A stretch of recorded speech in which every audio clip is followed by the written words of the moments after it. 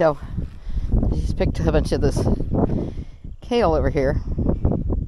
None of the humans eat it. In fact, they outright resent it. But, you know, I love kale and ham, so I grew it. And there's a certain individual over here who's calling my name is what she's doing. She's staring at me from the fence. I tried to trick her earlier, giving her turnip greens. And yeah, she'll eat them, and this one is jealous, as you can plainly see. Look at that face. You just think you want that, don't you? You really think you want that? Oh. Here. There you go. Anyway, I was just getting ready to sit down and edit the video of our day of trauma, our day of miracle's birth. We'll, hey! Come on, dum-dums. Yeah, the cows don't want this part. Calliope, hurry up.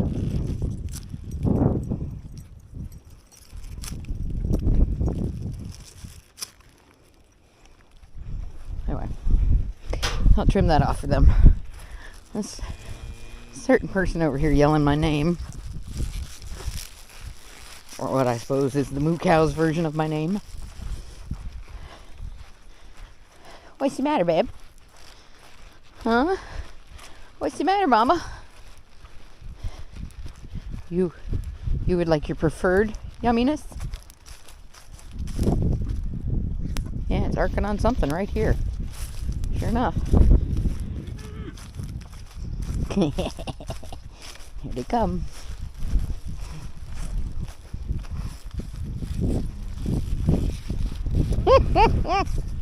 Look at him. Hey, don't get zapped. Don't get zapped. Don't get zapped. See? I'm telling you, don't get zapped. There you go. Come on, Will. Come on, Will. Listen, Mama. Will. You better take it quick. Get quick. Will.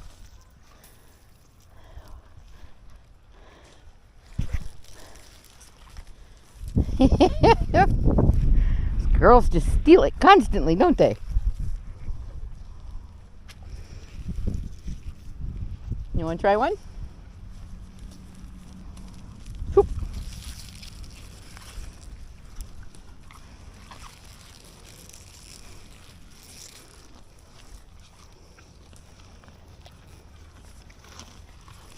Molly. There you go. Wendy.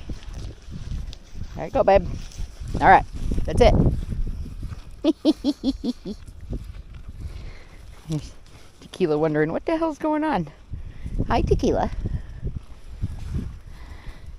He is the cutest little thing, but they keep getting zapped, so I don't want to.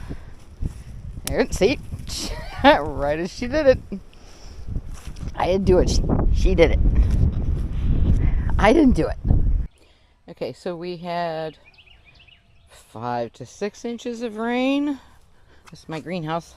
The tubs are currently protected. It was 48 degrees overnight last night, so the cuttings went back in the tubs to protect them from the rain and the temperature differentials. But anyway, I've been potting up in here, and so yesterday the fig cuttings that we took from Sarah's all went into pots, and we ended up with 32 of them. These are the mulberries and Rose of Sharon, and the butterfly bushes that are just starting to bloom. These are the ones that I didn't get in the ground yet. And Primark blackberries need to be weeded. But we came through and we cleaned up the grape arbor. Got the timber bamboo off the top because that's where we were curing it up there. And we have our strawberries are now in the little pots. And the tops are open, so they got heavily watered. They're still kind of dripping, but so hopefully they'll start picking up. As my moonflower is finally get to grow moonflowers again. But anyway, cleaned this up. The grapes are starting to come across. I'm not sure if you can see that. It's weird shooting with this camera, but I just can't bring myself to cut off all those grapes. We're gonna single trunk this on all of them. Once they get up, we'll trim all that back, and hopefully we can harvest these grapes before we trim that. Anyway, pig pen is set up. She's been putting in the corn, feeder corn, mishmashed into all that straw, hay, whatever. We're gonna be picking up pigs again. I'll just go ahead and do that. And then yesterday I came out and I'm trying to keep the sun off the camera. Came out and quick mowed because we're expecting another torrential downpour coming up pretty soon. But from the previous video, you can see the trenches have all thinned out. This is being recovered, so I've been cutting back rather than pulling out the buckwheat. So the buckwheat is this little bloomy, I'll walk in here, but the buckwheat cover crop was this whole bed, this and radishes, and they've been going through cleaning those up periodically. But this is a very much mixed up bed. But this is the dill that has managed to survive, and it's starting to come up. There's a zinnia that I planted. A lot of things got eaten by the rabbit and or blocked. The light was blocked. But I've got one Hungarian pepper there, doing pretty well. I'm trying to make my way across this bed, but we're feeding the buckwheat as we cut it directly to the rabbits. So we're providing food there. And then when I can't get it to them quickly, because I'm either lazy or, just have a lot of it, then we've just been chopping and dropping it. But this is our acorn squash. So I'm trying to come through here and start supporting these vines and let them go up the trellis now that we have a trellis built, because they're starting to get large. Anyway, so coming through and doing that periodically. But so this will be a bit of a windbreak, and frankly it'll block some of the sun and provide some shade to those watermelons for a little bit in the morning, and then they'll be in full blasting sun really most of the day. But as the corn gets taller, then hopefully it'll block some of the sun as well. I'm trying to deal with the UV problem of gardening here in the south. So trying to be intentional. You can kind of see, because this is morning sun behind me, you can kind of see where the trellis will actually start blocking some of that sun. Hopefully. And the wind. The wind is a big problem here. These trenches are actually how we've already dealt with the water problem. So this is, I walk down in the trench, because otherwise I'm walking into bed. The trenches, well, they keep the beds from flooding, but they also make these basically water batteries. So we have to water less, and we've been putting down soaker hose because it's cheap for when we do need to water. But this is all cleaned up, ready to go. Yesterday I found the culprit as I was coming through here looking at my little flower garden. We were trying to do a U-pick for Mother's Day, and it doesn't look like it's gonna happen. These buds, this is breadseed poppy, And the buds are just kind of rotten. I'm not sure what in the heck that's all about, but there's lots of stuff in here.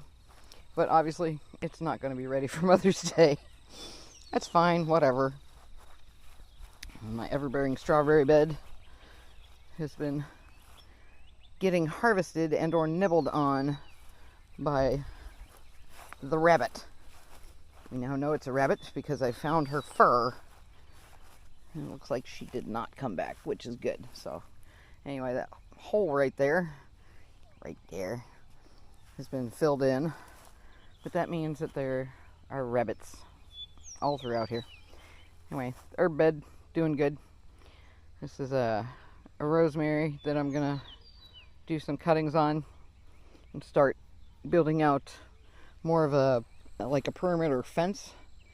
All of that was weeded last year. Yeah, but you can see the blackberries are going nuts. This bed in front of me was tarped, but then we didn't do anything to remove the weed seed, so you could see a lot of grass. I just came through here with the blade and cut that all back, but there are plants growing in here for trap crop. So the sunflowers that attract all the leaf-litter bugs are over here. Got a bunch of cosmos in here, and then I just went through, and hopefully they'll start popping up any second now, are the beans as ground cover. Looks like there's one right there. But I planted a bunch of beans in here to try and block some of this grass, because I don't want to have to weed this, and I really don't want the weeds to be able to go to seed. But the should be nice big tall flower patch at some point. But you can see the weeds are no joke. That grass, this poor little marigold's getting swallowed. There's a little mound here, but the zinnias seeded themselves in here. We've got quite the mix of different colors, which is fabulous. But yeah, I need to get in there and clean that out a little bit, because obviously that grass has already gone to seed. Things bolt here very, very quickly. The beet beds, the beets are actually being grown for rabbit food. So we're feeding them the cuttings, the leaf cuttings. Again, they need to come through here. We just got our siphon for making compost tea and feeding it back to the garden, but this is comfrey that has to be cut back so that this roselle doesn't die. So these are roselle hibiscus and moringa right back here, and then we've got I've got creeping thyme, which is just doing perfect. Gorgeous. Oh, look, it's blooming. And then straight neck squash mixed in. The butterfly bushes are doing well. Need to be deadheaded so we can start getting some more branching. But yeah, they're taking off. Those were from cuttings that I took from Ohio stock, because everything I can find here is dwarf butterfly bush, and I don't want dwarf. I want the big dude. So as this comes up, that'll be great. There's more roselle in with, I don't know if you can see them, with the June-bearing strawberries. There we go.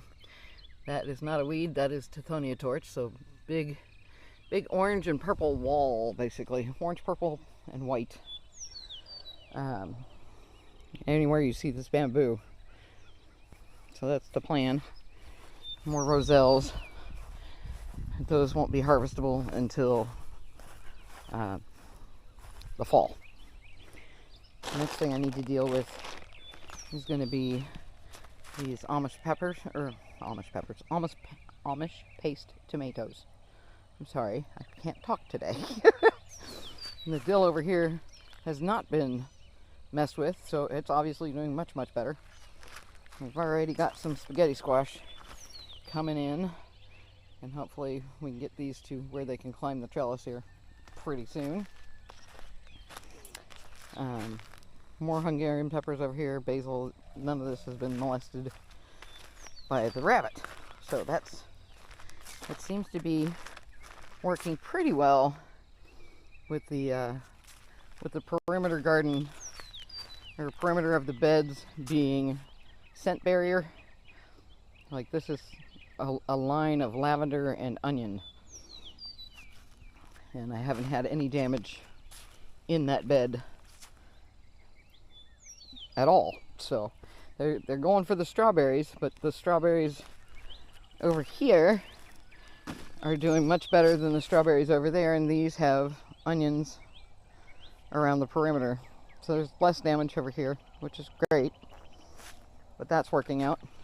The yarrow I put as a perimeter for the grass, and that's being chopped and dropped because the corn is in there. But it's been blocking the light, so the buckwheat in here was all chopped and dropped. And there are carrots and spinach and corn and radishes, obviously yarrow, buckwheat, all of that's mixed up in here. This bed is the one that has the rabbit warren underneath it, and you can see these squash are not going to make it. So this baby is getting reset. I'm going to dig up the squash. Well, actually, I might just hit this whole thing with the mower and start over. But I need to dig down in there with the fork and flatten this thing, flatten their tunnels, because it's basically hollow underneath, which is a real problem. And then yesterday, because we're using clover as cover crop, obviously it wants to grow. It's very, very happy. So this has all basically been hand mowed. Went through here with a pair of scissors and then gave it all to the cattle. They love it.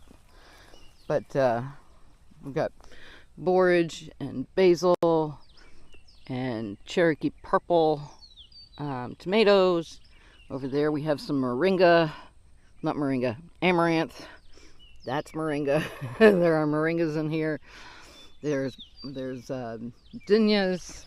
There is larkspur. I can't figure out how my favorite annuals are so, not even just my favorite annuals. I've got a yarrow that's like ground cover size. They're not getting tall at all. They're supposed to be 3 feet. And that is not happening. So the larkspur is super tiny. I've got a row of daisies in here just so I can build out that perennial. And then I'll be able to dig it up and spread it around. But this is daisies from seed.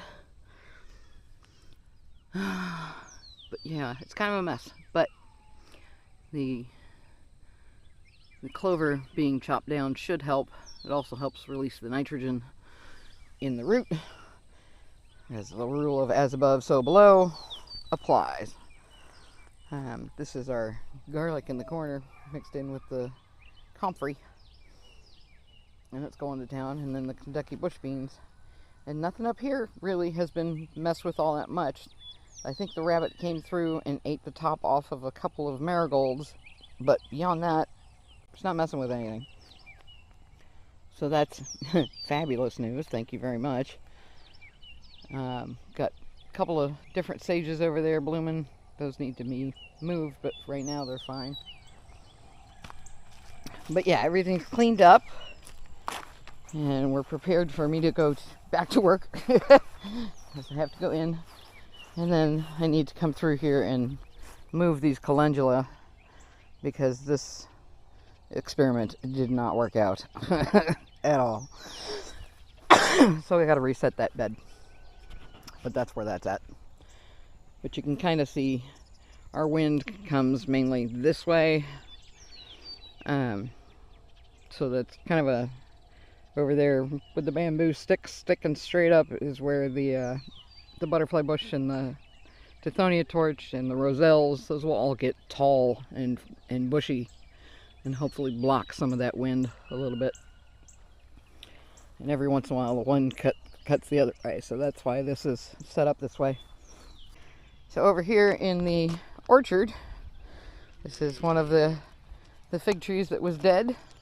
It came back last year, and then we just pruned it down, all the way down basically. There's a little comfrey underneath. There's amaranth and yarrow, everbearing strawberry, and habanero pepper all in there. These cages are going to end up coming off because you can see how wide the fig wants to grow. But the strawberries underneath will be ground cover.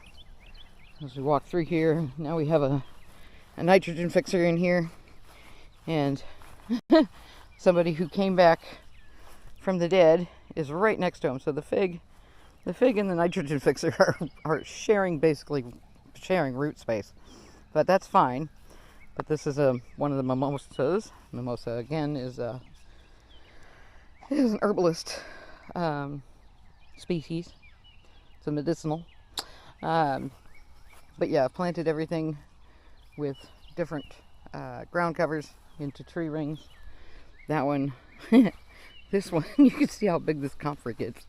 The comfrey is huge, and it's been dug up and divided and sold off.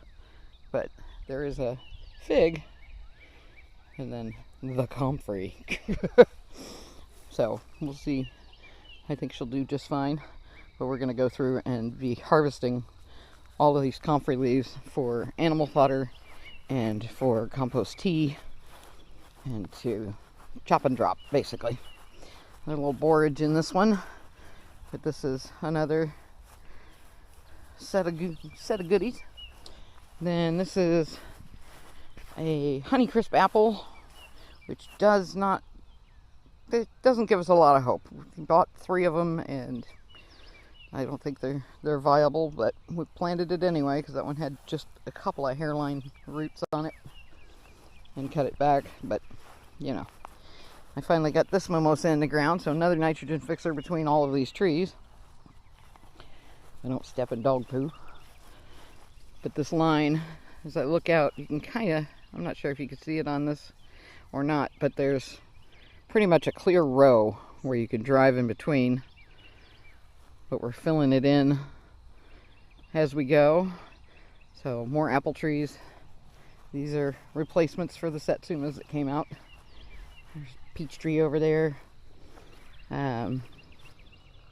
I'm not really sure. That's a dogwood over there. So just for pretty.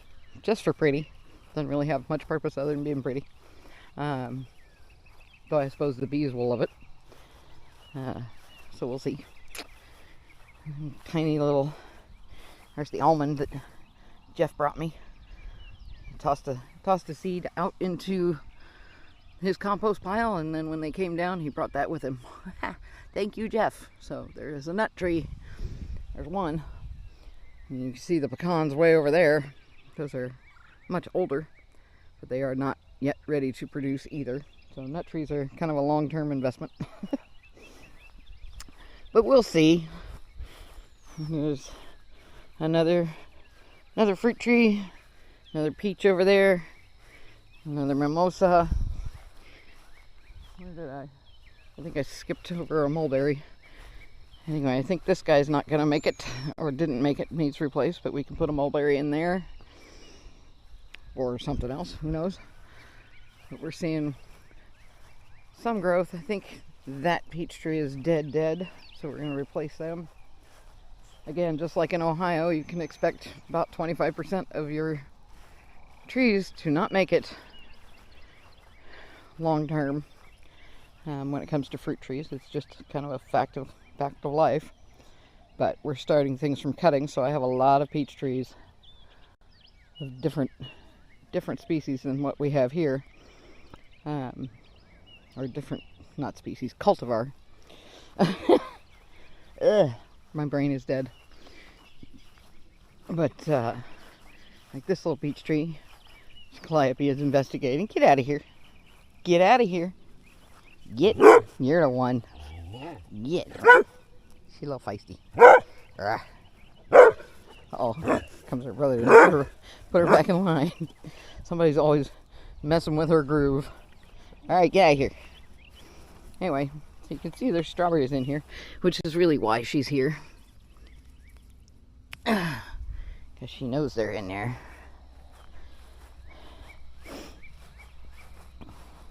But you can see the ground cover is doing its thing, and that's working out just fine. He just mowed yesterday, And so the clover gets, this is basically designed so that all of these can actually be hit with the mower should they get too tall. But in the meantime, they block the grass. So, a little more effective. And of course the yarrow attracts the bees and whatnot. And we've got lots and lots of clover in here. Some thyme. I've got a borage in here. I've got, not a borage, forget-me-nots are in here. So just kind of lovely. You know, that's the idea. Just make a lovely little island. And all be... Hey, what's that? What's that right there? Oh, brother got it. Anyway, because we have such rabbit pressures, we've got things out here that the rabbits will eat instead of the bark of the trees. So hopefully that works out pretty well for us. So I've got some peaches on this one. That's great. Anyway, most of these trees are pretty young, as you can see. That little baby mimosa is, but they'll grow. It'll be all right. They'll grow. But we have a lot of rabbit pressure from up front of here. It's a baby mulberry, and we'll see what happens there. Hey, get out of there. Get out of my tree ring. Get out of my tree ring. Get. You're the one. You're the one. Anyway, this pear doesn't look so good. Have to treat that with some copper fungicide and cut this. Yeah, see, that's really wiggly. I think somebody's living under there, especially from how interested the dog is. So, hey, get out of there. Thank you. So, who knows on that one? Things live in the ground here. And I have seen the armadillos come up right over there. So, that could be the problem. I don't know. But we did get rid of that giant Bradford pear, so we may get pears on these at some point. You come through and cut off all of these lower suckers and clean that up a little bit. But they've already got spot, so definitely gonna need to spray the crap out of those with some copper fungicide. This one's being stretched. We're trying to, because of course pears want to go straight up, which is what they're doing. But might be time to spread him out a little more. He's had a cage on him, so I could only go so far. But trying to get these lower branches to move a little. But we'll see. Anyway, that's basically it for the orchard. It has gone in, and I don't know offhand how many trees we've got out here, but we got a lot, and we're going to put in a lot more. Eventually, I see it in my head, eventually this will just be a giant food forest. Because I'm putting in all kinds of things other than just trees, so we'll have quite the canopy out here. It'll be a lovely drive-in. But yeah, it's kind of becoming a botanical garden here. My little creeping thyme. I have to keep rescuing it from the invading clover because I really want the thyme in there. I don't really want the clover. So, but every time I yank on it, it releases nitrogen, so that's a good thing. But thyme does not appreciate having competition, so just keep yanking on it, pulling it out so that the thyme can take over is the plan. Every once in a while there's a root that has come up in it. So yeah, just periodically pull that out, and you can see Not that many. Maybe you can't see. So the nodules are actually left in the soil, but the nitrogen is on the roots. Oh, there you go. So if you can see the little white dots, that's nitrogen. So basically fertilizer, no outside inputs is the goal. Just pretty things. Pretty things that are working. And by working, I mean working for us. Wood sorrel in here. It's crazy how, I mean, it's wood sorrel, right? It makes sense that it would be woody. But it's crazy how unstoppable that is as a weed. Yeah. See if I can't. See, I don't want to tear out any of the, and I just did. I don't want to tear out any of the thyme, but I just did. See? What a lame-o. No, ma'am. No. It's not for you. No. Anyway, the soil's nice and moist right now, so I'm just going to stick him right back in the ground over here. Cover him up a little bit, and he'll never